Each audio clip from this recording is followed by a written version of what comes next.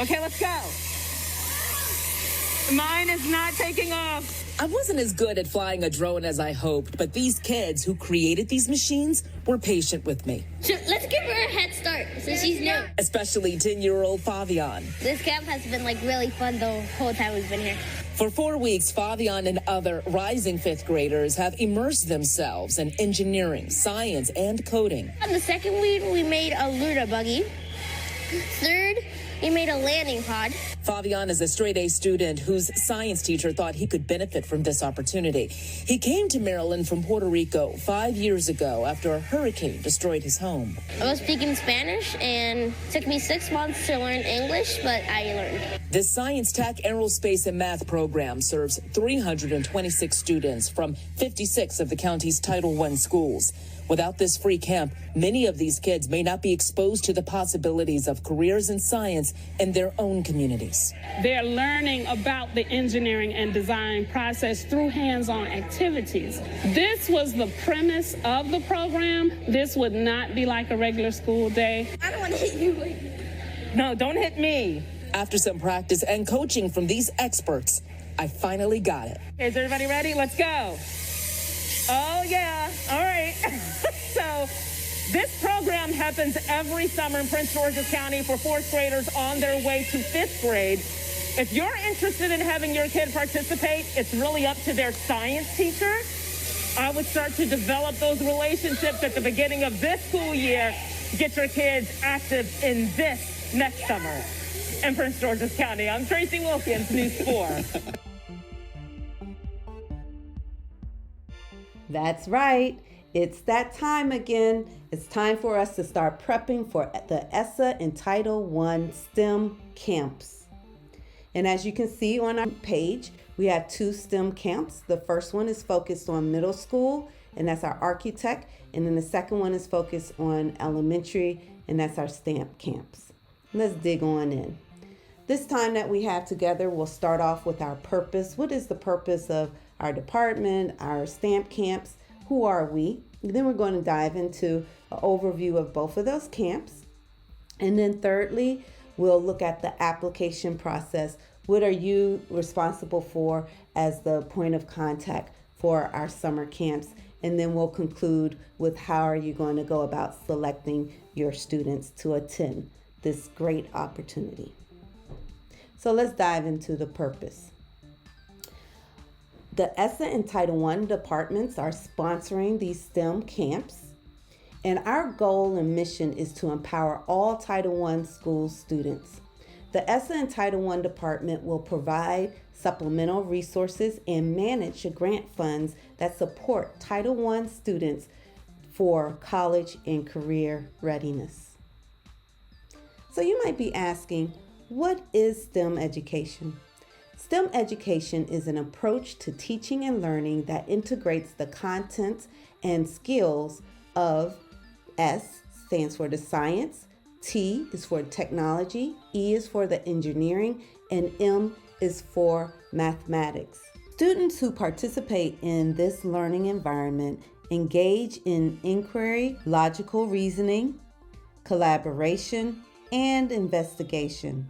The goal of STEM education is to prepare students for post-secondary study and the 21st century workforce. Our goal is to simply create a STEM learning environments that affect teacher practice and student engagement for the positive. Okay, so now let's go into the overview of each summer camp. Let's start off with our STAMP camp. Our STAMP camps are designed for rising 5th grade Title I students. As you can see, we have multiple objectives for STAMP camp. However, I would like to point out 2, and that's increase engagement in logical reasoning and inquiry for students and teachers through the engineering and design process. And the second is to provide opportunities for students to strategically use technology in real-world situations in a fun and engaging way. And they do this every single day in the STAMP camp. STAMP Camp is only for Title I Elementary and Academy. Now, let's switch over to our middle school. And this program, our architect program, is designed for our sixth grade students. And this program allows our students to tap into their prior knowledge with gaming and connects these experiences to a variety of disciplines through concepts such as coding, designing, arts, marketing, entrepreneurship, and so much more. Our expected outcomes for our students is to be familiar with the engineering design process, to identify tools, skills, and methodologies used in the game industry, to design a storyboard, and to learn how to build a playable game, as well as to pitch and market that game. Remember, Architect Camp is for Title I middle schools only. Now, let's talk about the logistics of both camps. Both camps are a 4-week program beginning July 10th, 2023 and concluding on August 3rd, 2023. We'll meet every Monday through Thursday from 8:30 a.m. until 2:30 p.m. All students will receive transportation to the site, breakfast, lunch, and field trips will be included as well. Now, when we look at the STAMP Camp, it's for our elementary and academies for current 4th graders, and each school can send 15 students to participate in the STAMP Camp. When we look at Architect Middle Schools, this is designed for our current 6th graders in our Title I middle schools, and each middle school can send 30 students. So now that you understand the difference between the two camps, let's look at the application process. Our POCs, or better known as our point of contacts, responsibilities. You are responsible for identifying the students as well as distributing the applications to the students. So that's your overall goal, okay? Let's go and look at the detailed steps of those goals, okay? So the application process began when your principals identified their POC. Now, your responsibilities, or POCs, will first review this presentation. Second, you identify your students. We do have some parameters that we're going to list in the next couple of slides. Then after you identify your students, you're going to print the flyers, and then each flyer will be unique to each student. And you'll write their name as well as their PG County student ID number on the flyer. And then distribute it to the kids and ask them to take it home to share with their family. This is a huge opportunity for the students. So when you're handing them their flyers, make sure that you let them know what a great opportunity that they have to be invited to the summer camps. After students receive their flyers, they'll take it home to their parents, and their parents should complete the application no later than March 27th. After parents complete the application, Title I will inform you of which students registered for the camp.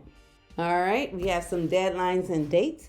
Next week, March 13th through the 17th, you will be identifying your students who you're going to invite into this opportunity, and then you're going to submit students' info onto the Title I Summer Camp Student Selection Form, okay? Then through March 20th through March 27th, you'll print out the flyers and give them to your students. Remember, you have to put on each flyer the student name and their ID. We have translated flyers into English, Spanish, as well as French. And you will distribute your flyers to your students during this week. And then finally, on the 27th, all applications should be submitted. You might have to send out some reminders. We will definitely let you know who is already registered during this process so that you'll know who you need to follow up with. Okay. Now let's go deeper into the student selection criteria. We're looking for a well-rounded mixture group of students. All different proficiency levels, all different interests, all different backgrounds. So you decide who you would like to come and take advantage of this opportunity. Students, however, that you select must have fewer than 7 days of unexcused absences as of March 10th. This is only a 4-week program, so we want to make sure that these students are committed and will be there every day. Okay? The second qualification is that they cannot have more than 3 office referrals or infractions. And that's it. So your next steps is basically to go and complete the POC summer registration Google form after you've identified your students. And let's click on here and look at it real quick. It's a simple form. Here's a reminder who we're looking for. You're going to come here, select your school, then the camp. So it's Benjamin Started Middle School, so they only can do the architect. And then you're going to put in your name and your position and select next. Then on this page, the second page, you're going to put in your student's name, last name, then the first name. Then you're going to have to locate their student ID and put it in. And then finally, if your parent's email address, you will just put that right here and then hit submit. And you do that for each of your students. All right, so after you finish completing your registration form, then you will actually go and print out the flyers. Okay, so this link right here will take you to a folder for all Stamp Camp. The architect will take you to a folder for the architect flyers. And right here you can see the translation, which language that they've been translated to. You open up the one that you want, print it out, and right here you're going to put the student's name as well as their ID number right here. When the parents scan this QR code or go to this bit.ly, it'll take them directly to the application. Also down here, just so that you can see it, we have translated the application in the English and Spanish, and then we've done it again in English and French. So depending on which flyer you select will determine which version of the application it goes to. So you might have some questions. No worries. Next week we will have 3 drop-in sessions on Zoom. So Monday we'll have 2, one at 12 and then the other at 3 p.m. And then Thursday we'll have our final drop-in session at 9 a.m. And right here you can see the meeting ID 824-1506-7209. If you're not able to make any of these drop-in sessions, don't fret. Just respond to this email and we'll be able to answer your questions. Please don't hesitate to reach out to Dr. Christina Jerome or myself, Dr. Mary Robinson, for assistance. And again, a heartfelt thank you for assuming this role of point of contact.